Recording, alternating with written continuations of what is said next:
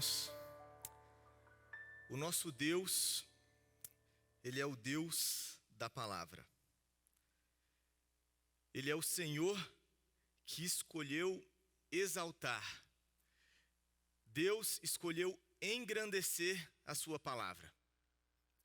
O Senhor Deus, Ele criou todas as coisas pelo poder da sua palavra. Tudo que o Senhor Deus tem feito no decorrer da história, engrandecendo, humilhando reis, levantando, derrubando impérios, todo o agir salvador do Senhor Deus na história, trazendo a sua salvação e também anunciando a sua condenação na história. Tudo que o Senhor Deus tem feito é por meio da sua palavra. O Senhor Deus escolheu que fosse assim. O Senhor Deus escolheu engrandecer com poder a sua palavra. O Deus da Bíblia, o Deus que nos proíbe fazermos e adorarmos imagens, o Deus que proíbe que nós nos prostremos, o Deus que não quer ser conhecido por meio de imagens, quer ser conhecido por meio da palavra. Foi assim que Deus quis. Tudo que Deus tem feito na história da igreja, quando nós olhamos os grandes momentos da história do seu povo, seja na Bíblia, seja a história da igreja nesses 2000 anos, os grandes avivamentos, os grandes momentos da história da igreja, Deus fez tudo isso por meio da sua palavra, levantando homens fiéis para pregar com clareza, com exatidão, com fidelidade a sua palavra. E assim Deus tem agido na história. Deus é o Deus da palavra. Por isso que é um grande pecado quando nós nos aproximamos da palavra de maneira negligente, de maneira desatenta, de maneira preguiçosa. Porque o nosso Deus é o Deus da palavra. Essa é a nossa tradição, a tradição evangélica, desde a Reforma Protestante. Nós não somos o povo dos grandes rituais, dos inúmeros sacramentos, nós não somos o povo das imagens, nós não somos o povo das grandes catedrais, nós somos o povo da palavra. Assim tem sido na história do movimento evangélico. Isso significa que nós precisamos expor o nosso coração à palavra. Nós precisamos nos aproximar da palavra com grande expectativa, com grande interesse. Porque se o Senhor Deus ele vai agir e ele age na nossa vida, é por meio da palavra. Não podemos ser, como Tiago diz, ouvintes negligentes. O Senhor deseja que nós tenhamos corações atentos e desejosos pela palavra, quando a palavra é pregada. Precisamos nutrir expectativa, porque o Senhor age por meio da palavra, quando a palavra é pregada. Mas que tipo de expectativas então? O que nós devemos esperar da palavra? Se nós precisamos inclinar o nosso coração, os nossos ouvidos, as nossas mentes à palavra, tendo desejo, tendo expectativa pelo seu agir, que tipo de expectativa? O que nós devemos esperar da palavra? E é sobre isso que eu quero pensar com os irmãos nesta noite, no Evangelho de Lucas, no capítulo 3. Nós vamos ver um pregador chamado João Batista. Este pregador que rompeu o silêncio de Deus. Deus ficou em silêncio por 400 anos. Mais ou menos 400 anos antes de Cristo, o Senhor Deus havia levantado o seu último profeta, seja Malaquias, seja Zacarias, foi o seu último profeta. A partir daí, o Senhor Deus fica em silêncio, até que ele levanta um pregador, um profeta, João Batista, para acabar com o seu silêncio. E nessa noite nós queremos ver a pregação de João Batista em Lucas 3. E interessantemente, aqui nós não vemos tanto o conteúdo da pregação de João Batista, mas nós vemos o seu poder. O poder da palavra na boca do teu servo, chegando na vida daqueles que escutam. E é isso que nós queremos aprender e inclinar o nosso coração nessa noite. O que nós precisamos esperar da palavra? Quais são os efeitos da palavra naqueles que a ouvem? Nós vamos ver isso a partir da pregação de João Batista. Então, em Lucas 3, nós leremos do versículo 1 até o versículo 14. O que acontece quando a palavra de Deus é pregada? Acompanhe, por favor. No 15º ano do reinado de Tibério César, quando Pôncio Pilatos era governador da Judéia, Herodes, tetrarca da Galiléia, o seu irmão Filipe, tetrarca da Itureia e Traconites, e Lisânias, tetrarca de Abilene, Anás e Caifás exerciam o sumo sacerdócio. Foi nesse ano que veio a palavra do Senhor a João, filho de Zacarias, no deserto. Ele percorreu toda a região próxima ao Jordão, pregando um batismo de arrependimento para o perdão de pecados, como está escrito no livro das palavras de Isaías, o profeta: voz que clama no deserto, preparem o caminho para o Senhor, façam veredas retas para ele. Todo vale será aterrado e todas as montanhas e colinas niveladas. As estradas tortuosas serão endireitadas e os caminhos acidentados aplanados, e toda a humanidade verá a salvação de Deus. João dizia às multidões que saíam para serem batizadas por ele: raça de víboras, quem lhes deu a ideia de fugir da ira que se aproxima? Deem frutos que mostrem o arrependimento, e não comecem a dizer a si mesmos: Abraão é nosso pai. Pois eu lhes digo que destas pedras Deus pode fazer surgir filhos a Abraão. O machado já está posto à raiz das árvores, e toda árvore que não der bom fruto será cortada e lançada ao fogo.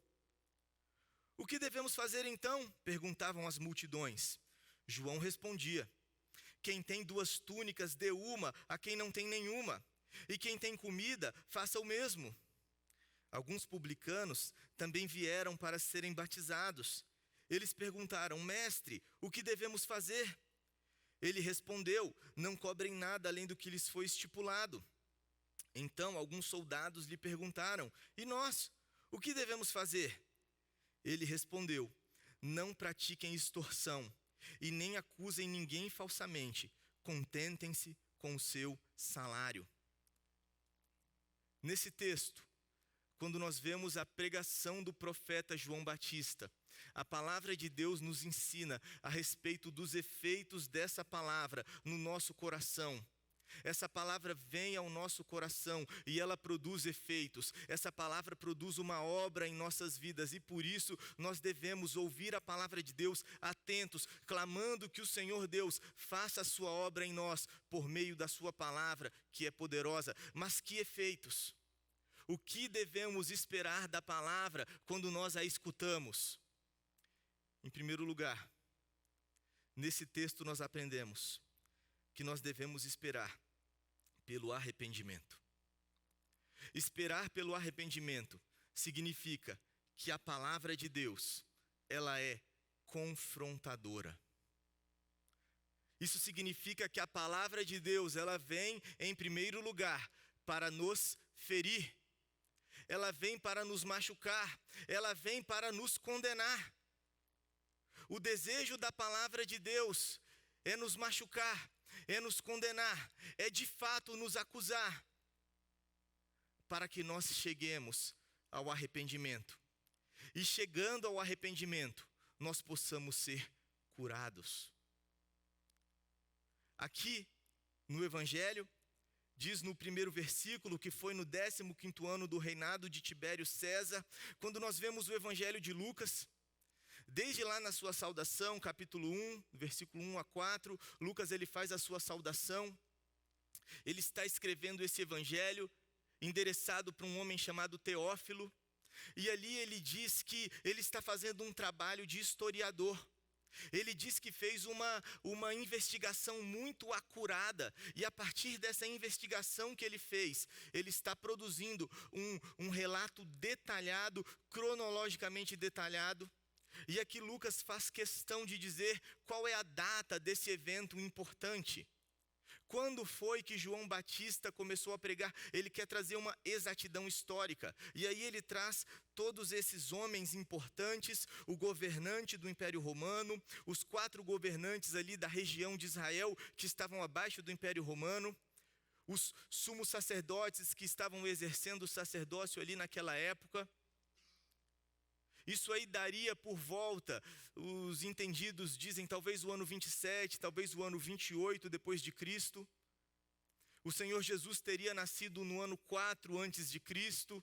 Então talvez aqui o Senhor Jesus tivesse 32, 33 anos.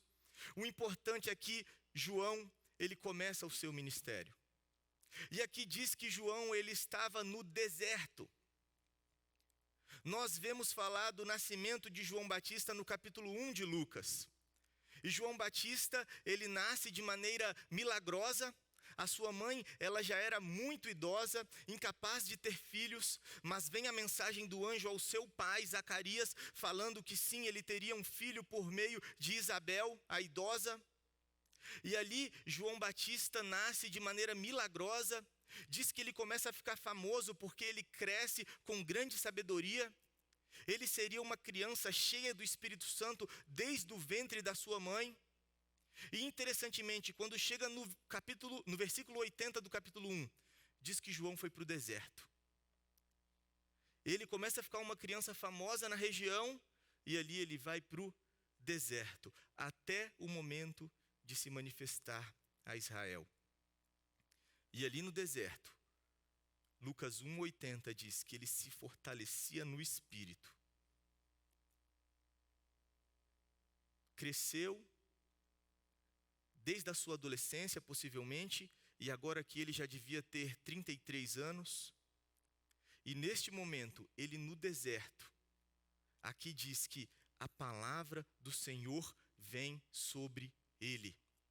É a mesma expressão utilizada para os profetas do Antigo Testamento, quando Deus levantava um homem para ir ao seu povo proclamar a sua palavra. E agora então, Deus está dizendo para João Batista, chegou a hora de iniciar a sua missão.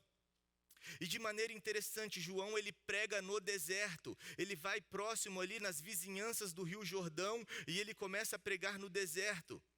O deserto, ele é muito simbólico na palavra de Deus, desde o Antigo Testamento. Existe essa ligação entre o deserto e a palavra de Deus. O Pentateuco, um dos principais livros então dos judeus, ele foi escrito por Moisés no deserto. A própria palavra deserto no hebraico, esse substantivo, ele tem a mesma raiz do que palavra. Palavra de Deus. Deserto e palavra tem a mesma raiz.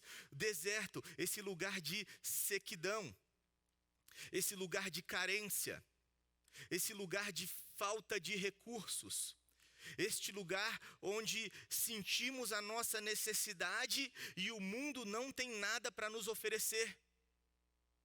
Está intimamente ligado a Deuteronômio 8, quando Moisés diz para o povo de Israel, o Senhor Deus os conduziu neste deserto.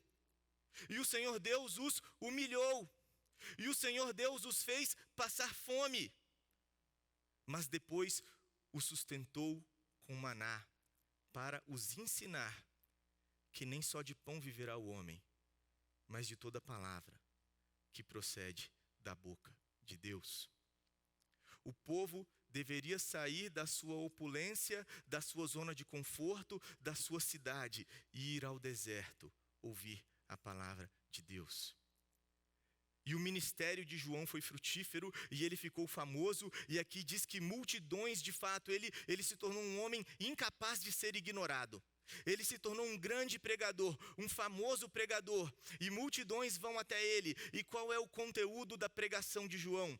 Aqui diz um batismo de arrependimento. Um testemunho de arrependimento. uma identificação com o arrependimento. Para quê?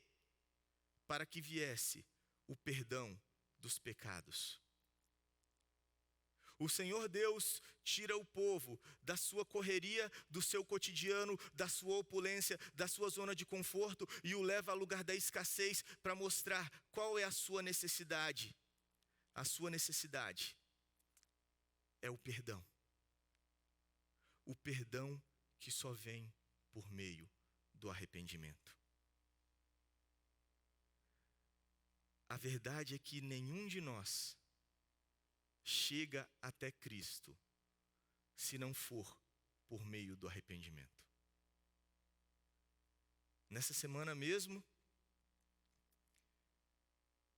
eu estava navegando um pouco na internet, abri o YouTube e estava ali passando uma entrevista ao vivo com um pregador famoso dos nossos dias, muito famoso, milhões de seguidores no Instagram. E eu quis ver, eu nunca tinha ouvido uma pregação completa desse homem, muito famoso, o pastor dos jogadores de futebol, enfim, um homem famoso. E para minha surpresa, esse homem não falou heresia. Ele falou coisas com as quais eu concordo. Mas ele não falou de uma coisa: arrependimento. Na verdade, não falou de duas coisas: nem de pecado e nem de arrependimento. E aí foi elogiado por toda a bancada, foi elogiado por todos os apresentadores, mas a verdade é que sem arrependimento nós não chegaremos a Cristo. Eu me lembro alguns meses atrás, isso durante o tempo de lockdown, uma senhora idosa, desesperada, me liga. Eu não conhecia aquele número. É o pastor Vitor? Pois não, sou eu. Não, você não me conhece. Uma amiga de uma amiga me passou seu telefone. Sim, como eu posso te ajudar? A minha filha, ela está muito perturbada, tem feito já há anos tratamento com psiquiatra, e já está falando em suicídio, e você pode atendê-la um dia? Posso. Marcamos um horário. Essa moça veio, uma jovem senhora casada, com seus 30 e poucos anos. E eu nunca conversei, nunca aconselhei com uma pessoa tão perturbada, mentalmente perturbada. E toda hora eu tinha que conversar com ela, chamando a atenção, você está me entendendo? E aquele olhar distante. E naquele momento eu preguei o evangelho para ela. Falei do Senhor Jesus de maneira simples, da salvação, da cruz, do perdão dos pecados. E mesmo daquele jeito, eu perguntei e eu falei: mas e aí? Existe algo que te impeça de confiar em Cristo, de entregar sua vida a Ele? Naquela hora, aquela mulher falou para mim: não, pastor, é isso que eu quero para a minha vida. E ela chorava, e chorava muito, mas muito perturbada, muito confusa. Falou para mim que já estava usando drogas, maconha, remédio psiquiátrico, pesado. Mas ela falou: isso que eu quero. Ali eu orei com ela e falei: semana que vem você volta, mesmo dia, mesmo horário. Na semana seguinte ela voltou. Ela já era outra pessoa, totalmente lúcida, conversando comigo, um perfeito juízo, alegre. Pastor, essa semana eu não fumei maconha nenhum dia. Eu já estou querendo parar com os meus remédios, vou voltar no psiquiatra, e alegre. E ali eu falei mais do evangelho para ela. E eu falei com ela: nesse domingo então eu quero te ver aqui na igreja, e quarta que vem você volta de novo, tem mais coisas do evangelho que eu preciso te contar. E a verdade é que essa mulher nunca mais apareceu novamente.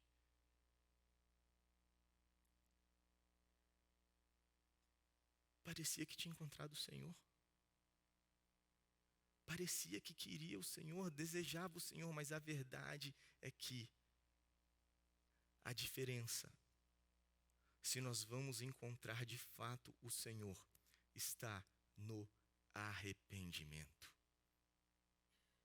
É o arrependimento que corta o nosso coração, que mostra de fato quem nós somos, quem Deus é.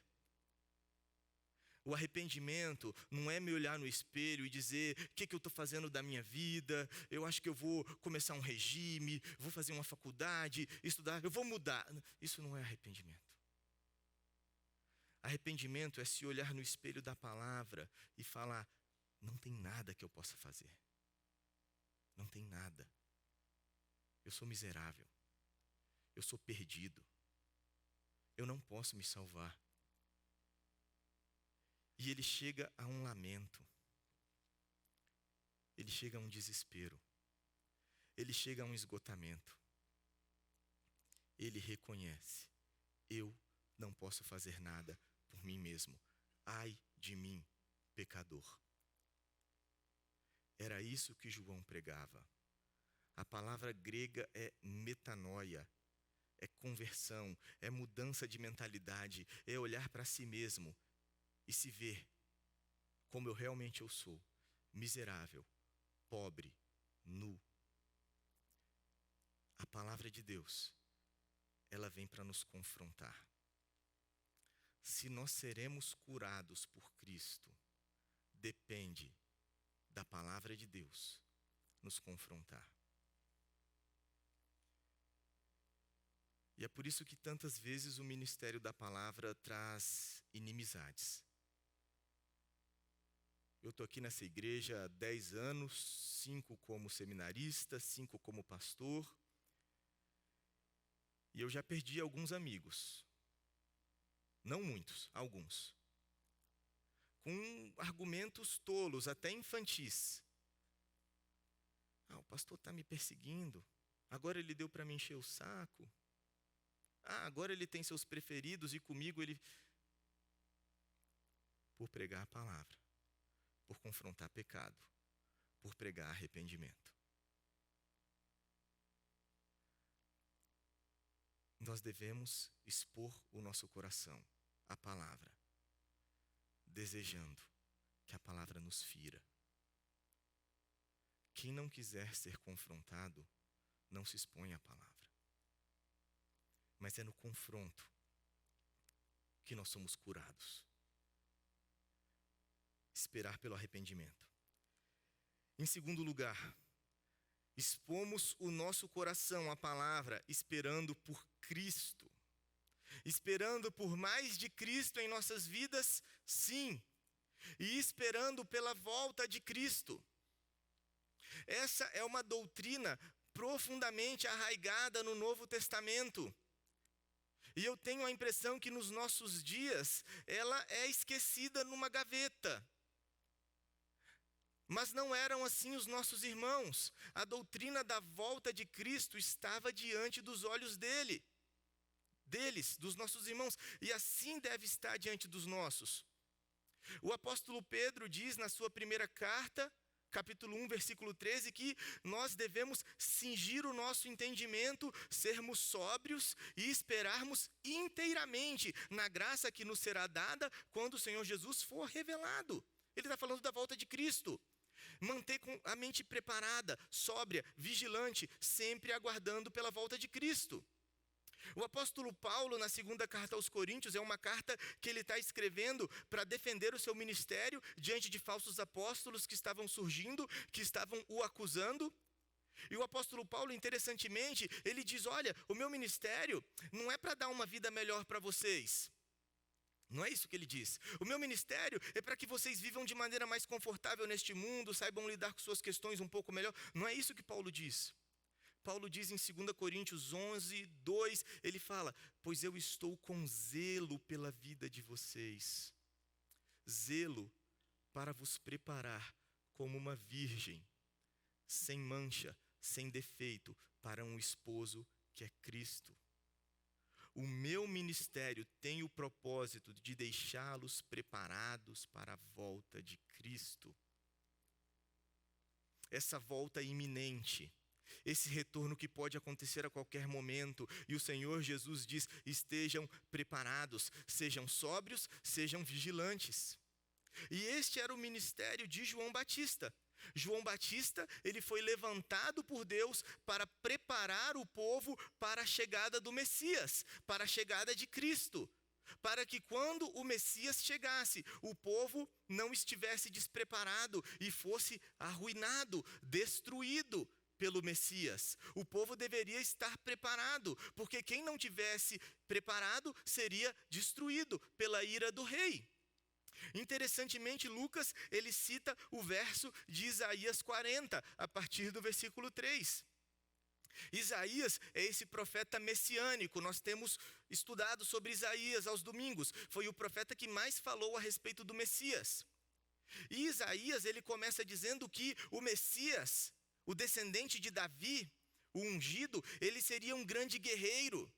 O governo estará sobre os seus ombros. Ele será chamado maravilhoso conselheiro, ou seja, um grande estrategista de guerra. O Pai eterno, o príncipe da paz, um grande rei. Mas quando chega a partir do versículo 40, esse Messias, que é um grande rei, ele se torna também um servo sofredor. E aí, nós vimos que, pensa na expectativa de um judeu do primeiro século, para quem Lucas está pregando aqui. O povo está esperando pelo seu Messias, esse rei que virá para destruir todos os seus inimigos. O povo está debaixo do Império Romano. Antes do Império Romano foi o Império Grego. Antes do grego ali foi os Ptolomeus, Seleucidas. Constantemente não tem mais a liberdade de viver, de servir a Deus na sua terra prometida. E eles aguardam por esse rei, por esse Messias que vai os libertar de todo o jugo, de toda a opressão. Mas o mesmo rei que virá com castigo para os inimigos, virá com salvação para o seu povo. A questão é que o próprio João Batista, ele não compreendeu isso completamente. Em determinado momento, João Batista ele vai para a cadeia, nas mãos de Herodes, e ele manda os seus discípulos perguntarem a Jesus: é o Senhor mesmo quem havia de vir? O Senhor é o Messias? Ou temos que esperar outro? Porque João Batista, cadê o reino de Deus? Cadê a vingança? Cadê a justiça de Deus? João Batista não entendeu que esse rei viria em duas etapas. Primeiro ele viria como um servo sofredor, para morrer na cruz, pagando o preço dos pecados do mundo. E essa é a base sólida para o nosso arrependimento. De nada valeria o meu arrependimento se não fosse a cruz de Cristo. Porque alguém tem que pagar. A justiça de Deus clama por um pagamento. Alguém tem que pagar.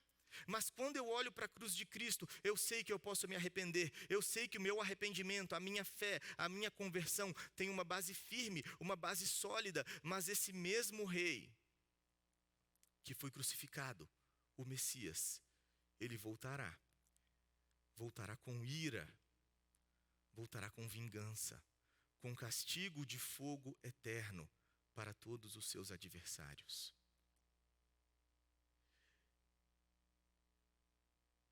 E aquele que espera no Senhor, aquele que conheceu a Cristo por meio do Espírito Santo, por meio da palavra, ele deve esperar pelo Senhor por meio da palavra. Eu me lembro, isso foi poucos dias atrás, algumas semanas talvez. Eu estava saindo de casa, eu moro aqui perto da igreja, estava vindo trabalhar, isso devia ser umas 8h30, um sol quente, e eu vejo uma senhora gritando, do outro lado da rua. Uma senhorinha magrinha, e dava para ver que ela tinha uma psicose, possivelmente esquizofrênica, falava nada com nada, e fazendo barulho do outro lado da rua. E ela falava: se arrependa, Jesus está voltando. E ela cantava.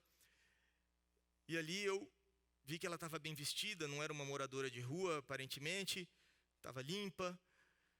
Coloquei no grupo do bairro: olha, tem uma senhora aqui, não sei se é mãe de alguém. Comecei a ligar para a polícia, e enquanto eu ligo para a polícia, ela se assusta e vai correndo embora. E aí eu vou atrás dela. E ela tá rápida, eu naquele sol comecei a ficar suado, voltei e peguei meu carro. Fui atrás dela. Vocês viram a senhora? Ah, foi para lá. Quando cheguei já estava lá na Telha Norte. Tudo bem com a senhora? Tudo bem. A senhora sabe onde a senhora mora? Eu sei onde é a minha casa, você não sabe. Como assim? Você não quer uma ajuda? Ajuda? Eu não estou perdida, você está perdido. Minha casa é no céu. Falava, não, tudo bem, eu sou pastor, eu sei, a senhora crê em Jesus. Você é pastor? Então você devia estar aqui comigo na obra. Falei, não, mas a senhora tem família? Eu tenho uma filha. E onde sua filha mora? Não falava nada com nada. Até que eu falei, a senhora não sabe onde a senhora mora? Eu posso te levar, te dar uma carona, te levar até sua casa. O quê? Você vai me colocar no carro, eu vou parar de fazer a obra, sai daqui. E saiu correndo. Ali eu liguei para a polícia, avisei, já vinha falando, não tinha mais o que fazer, não podia pegar a senhora à força, obviamente. Mas aquele dia mexeu comigo. Porque aquela senhora que não tinha sanidade mental, ela teve um testemunho forte para a minha vida. Que quantas vezes cada um de nós, com toda a nossa aptidão mental, física, etc., não temos essa mesma convicção da volta do Senhor, do serviço que é devido ao Senhor, da consagração que é devida ao Senhor diante da sua volta. Ele mesmo disse que quando Ele chegar, Ele quer nos ver trabalhando. Ele quer nos ver vigilantes. Quantos de nós somos muito complacentes conosco mesmos? A pandemia mostrou isso. A gente se deu desculpa para ficar no sofá, engordando. E se o Senhor Jesus voltar? O que Ele espera de nós? Enfim, e esse mundo, ele nos deixa assim, e nós perdemos o nosso foco, mas quando a palavra de Deus vem, ela vem para colocar o nosso horizonte mais além, alargar o nosso horizonte. Ela coloca a eternidade diante de nós. Como diz em Hebreus capítulo 11, aqueles que assim falam claramente mostram que aguardam uma herança. Se eles se lembrassem de onde saíram, pensariam em voltar, mas agora não. A nossa herança está nos céus, de onde aguardamos também o nosso Senhor e Salvador. A palavra vem para que desejemos mais de Cristo em nós e para que desejemos o Senhor, a sua vinda. Essa doutrina que, como eu falei, parece que está esquecida. Parece que é de menor importância, mas não é assim no Novo Testamento. Quando Hebreus vai definir fé, no capítulo 11, versículo 6, Hebreus coloca a certeza da recompensa, a certeza da herança, a certeza da ressurreição e do céu. Nós não podemos receber a Cristo vivendo como se o céu e a eternidade não existissem diante dos nossos olhos. Está ligada à doutrina, está ligada à nossa fé. Essa é a nossa salvação. Senão nós nos perdemos, nos distraímos com este mundo. João Batista veio com esse propósito: preparem-se, ele está chegando, o rei está chegando, o Messias está chegando. A palavra vem para nos dizer: prepare-se, o rei está voltando. Ele voltará com ira e com redenção. Você está pronto? Está mesmo? O que os seus planos, as suas emoções, as suas obras dizem? Onde está a sua fé? E é por isso que a palavra vem para gerar desilusão em nosso coração. Ela vem gerar desilusão porque frequentemente nós estamos muito seguros, mas seguros nos nossos próprios caminhos, seguro na nossa própria carne, seguro na nossa própria força, seguro na nossa própria inteligência. E nós achamos que está tudo bem, quando não está nada bem. E a palavra vem justamente para nos tirar da nossa ilusão, nos chacoalhar, nos fazer acordar. É isso que João Batista queria fazer, é isso que a palavra faz conosco. Acorda. Jesus está voltando. O Messias está chegando. E aqui diz que vinha uma multidão, e uma multidão que achava que estava tudo bem, que estava iludida. E essa é a pergunta de João para eles. Quem lhes deu a ideia de fugir da ira que se aproxima? Literalmente, quem os iludiu? Quem os enganou dessa forma? Interessantemente, o batismo nos tempos de João, ele não era praticado nos judeus, nos descendentes de Abraão. O batismo, ele era praticado nos gentios, aqueles que não eram do povo de Israel e se convertiam ao judaísmo. E aí eles passavam pelo ritual do batismo. E aí João Batista agora vem dizendo que o judeu, ele é tão imundo quanto um gentio. E ele precisa dessa renovação, ele precisa dessa restauração, dessa conversão, dessa vida nova, que só o Messias que está vindo é quem pode dar. E ele clama para que o povo esteja preparado, o povo esteja com o coração no lugar certo, para quando o Messias chegar. E ele diz: vocês são raças de víboras, essa é a natureza de vocês, verdadeiramente. Existia aqui uma ligação entre a serpente do Éden. Vocês são uma raça, uma geração, uma linhagem maligna. Não confiem na própria carne. Vocês acham que simplesmente porque vocês são descendentes de Abraão, está tudo bem com vocês? Não está. É uma mera confiança carnal. É uma mera confiança religiosa. Vocês precisam se arrepender. A ira é iminente. O machado já está na raiz. Ele vai cortar. A árvore que não tiver fruto vai para o castigo, vai para o fogo. Não está tudo bem com vocês.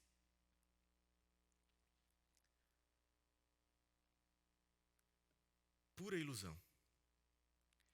Quando nós ostentamos qualquer pensamento, qualquer convicção que nos dê segurança, achando que está tudo bem, sem arrependimento, sem temor do Senhor, sem zelo por santidade.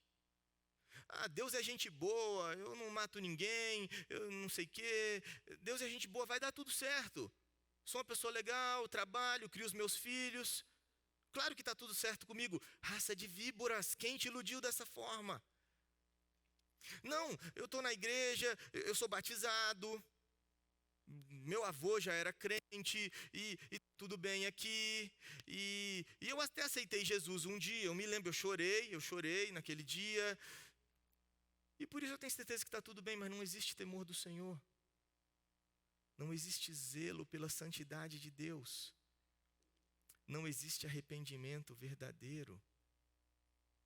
Qualquer confiança religiosa que tire de nós o temor do Senhor, o zelo pela santidade, o arrependimento, não é uma confiança no Senhor Jesus, é uma confiança carnal.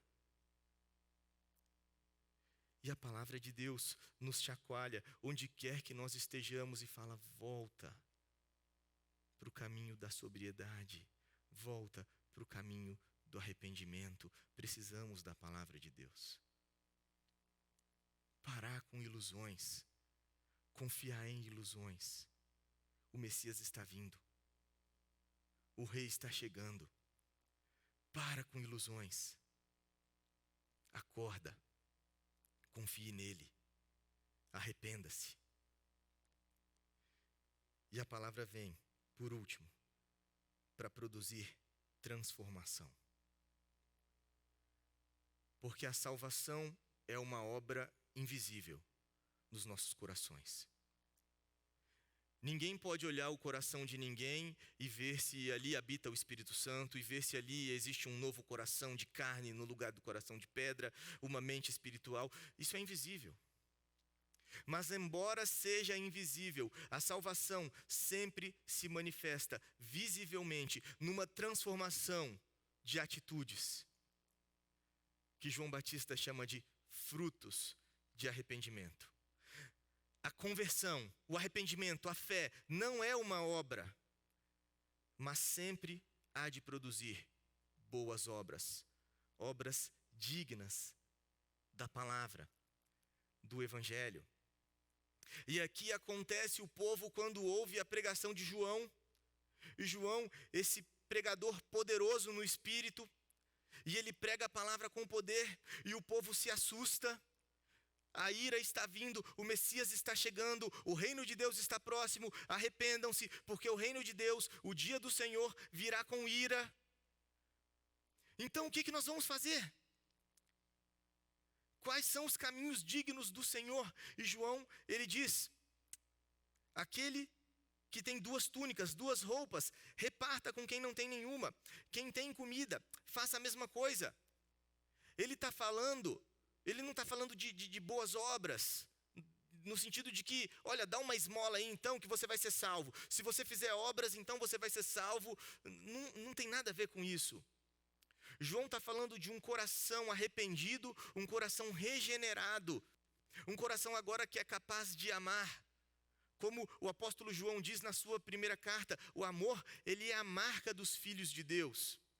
Aquele que não ama, não conhece a Deus, porque Deus é amor, mas quem ama é nascido de Deus. 1 João 3, a partir do versículo 18, filhinhos, não amemos de palavra nem de boca, mas de obra, de verdade. Assim saberemos que somos dele, e diante dele tranquilizaremos o nosso coração.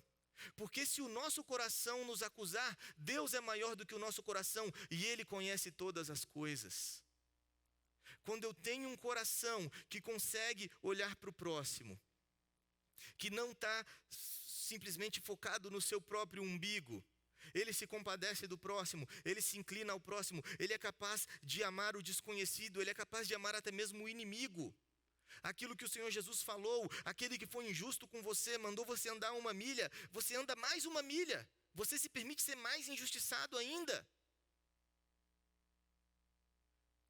Só quem foi regenerado. É disso que João está falando. Obras que são fruto de um coração regenerado, capaz de amar. E inclusive ele cita aqui 2 classes que eram totalmente excluídas de Israel, porque eram classes vinculadas ao Império Romano. Ele fala dos publicanos. Os publicanos eram os cobradores de impostos, os judeus traidores, os judeus que se associaram ao Império Romano e agora exploravam seus irmãos cobrando os impostos, inclusive cobravam a mais para se enriquecer, e o Império Romano não via problema nenhum nisso, fazia vista grossa, mas até para os publicanos existe salvação se eles se arrependerem. Fala dos soldados também, os soldados romanos que extorquiam o povo. Até para os soldados existem salvação. Arrependam-se e demonstrem o arrependimento pela transformação, pelos frutos. A palavra de Deus é poderosa para nos transformar. Quando nós nos aproximamos da palavra de Deus, nós vamos com o coração aberto, com expectativa, porque a palavra de Deus é o próprio poder de Deus para nos transformar. A palavra de Deus é poderosa para nos converter a Cristo. É isso que a pregação de João nos ensina. Conversão, metanoia. É mudança de mente, é mudança de alma, muda completamente o interior. A palavra fere o coração, ela nos acusa, ela nos condena, mas ela nos condena para que Cristo possa entrar com todo o seu poder, com toda a sua salvação, nos livra das nossas ilusões, das nossas desculpas, das nossas justificativas e nos transforma, nos dá uma vida nova. Somente pelo poder da palavra. A obra de Deus em nossas vidas é pelo poder da palavra. E por isso nós somos o povo da palavra. E nos aproximamos da palavra. E desejamos a palavra. O que Deus faz é por meio da sua palavra. Vamos orar?